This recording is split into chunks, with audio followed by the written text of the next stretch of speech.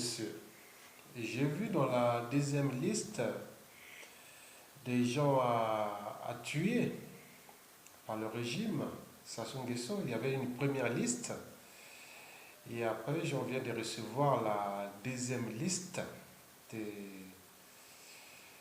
des gens à tuer. Nous sommes devenus du bétail humain pour le régime.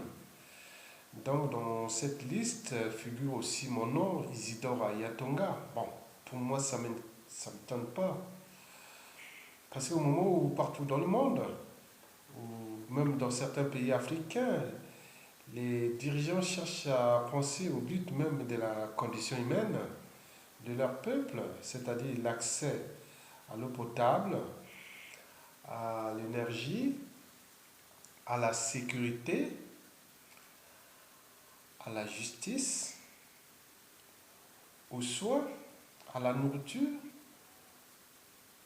à l'éducation, à la formation, à l'emploi et surtout au cadre de vie aussi, c'est-à-dire l'urbanisme et l'habitat.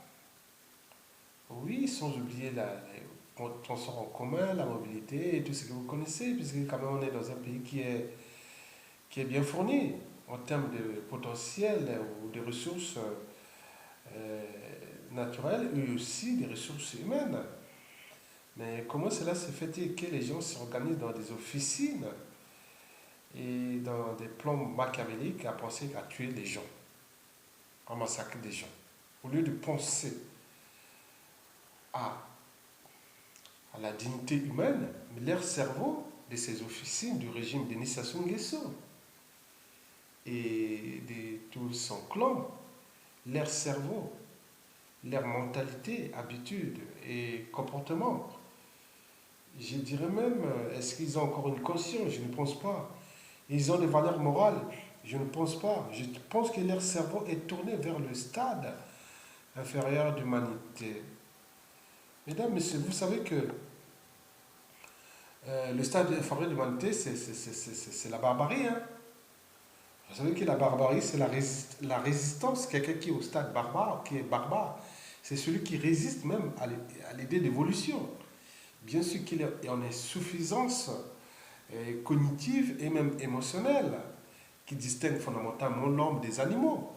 Oui, bien sûr qu'il a des comportements, celui-ci, il a des comportements primaires, très développés. Il est dans un environnement sociopolitique ou socioculturel atypique, ou même impuissante face à sa barbarie. Bon, donc nous vivons dans cet écosystème qui s'appelle le Congo, où les gens pensent tous les jours soit à tuer, à emprisonner et à mettre hors d'état de nuire tout individu qui ose dire non à cette dictature. Mesdames, Messieurs, je vous ai dit que le cerveau de ces officines associées aux dictateurs ou qui sont au sein du régime, bon, ils pensent à tuer les gens. Voilà, la liste est longue, ça ne m'étonne pas. Ça ne m'étonne pas. C'est que je dis d'ailleurs que ceux qui vont à Brazzaville, il faut aller-retour, qui sont opposants et qui ne sont soit pas arrêtés ou emprisonnés ou mis dans les conditions qu'on connaît, torturés, brutalisés, et on comprend bien qu'il y a un problème. Je vous parle que je peux vous donner un certain nombre d'éléments que le stade d'humanité commence d'ailleurs par le respect de l'intégrité physique, de la dignité et de l'autonomie de la personne humaine, tout en cherchant à faire ressortir et analyser les contenus sociaux, moraux et philosophiques du caractère sacré de la vie humaine. Donc on ne peut parler de stade supérieur d'humanité que pour un être qui s'est affranchi de la sauvagerie et de la barbarie, c'est-à-dire en cours ou en devenir d'être civilisé. Vous savez que l'idée de civilisé peut être interprétée sur différents aspects: politique, économique, social, culturel, écologique et sociétal sur différents échelles. D'ailleurs, en 1795, dans l'esquisse d'un tableau de progrès de l'esprit humain de Condorcet, l'idée de civilisé désignait les progrès accomplis par l'individu dans une nation ou société donnée. Il fut possible de passer de la barbarie à l'état du droit, des citoyens, des civils ou des civilisés, quels que soient les droits positifs en vigueur ou les autres facteurs locaux, tels que la tribu, l'ethnie, la nationalité ou la religion. Mesdames, Messieurs, j'ai pu voir la liste des gens assassinés, qu'ils soient faux opposants ou vrais opposants, faux résistants ou vrais résistants, peu importe, c'est le nom des gens, des individus, des humains qu'on veut assassiner. Donc la vie de l'individu n'est pas un jouet qu'on doit amuser à afficher les gens pour faire peur aux autres. Non. Bien sûr qu'on en fasse des gens qui sont prédisposés à ces comportements barbares. Donc, il faut faire attention. Mesdames, Messieurs, nous n'étions pas là. Nous sommes dans ce monde, l'esprit humain. Parce que l'esprit humain, c'est l'esprit critique. Bon, celui ou celle qui n'accepte pas la critique n'avancera jamais. Donc, on ne peut pas, si on vous critique, c'est arrêt de mort. Mais à quelle société? On est dans quel stade d'évolution humaine à cette échelle du Congo? Est-ce que nous sommes encore au Moyen-Âge, au Congo, au XXIe siècle? Il me semble que oui. Dès qu'on critique ce régime, ils cherchent à vous tuer. Ils ont des listes. Ils passent leur nuit à mettre les listes des gens assassinés. Vous croyez ça? Vous voyez ça? Je pense que la critique aiguise l'intelligence et l'éveil des consciences d'ailleurs. Et je pense que la conscience de l'individu devait être au-dessus de l'appartenance. La leur aussi d'ailleurs.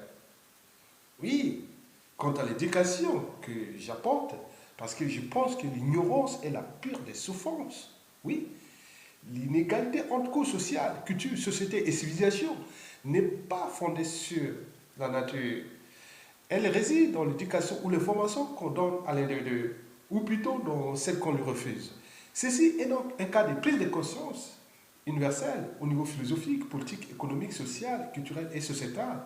D'abord aussi à l'échelle congolaise d'ailleurs, pendant toute cette dictature, la plus antisociale et criminogène du continent noir de ce début du XXIe siècle.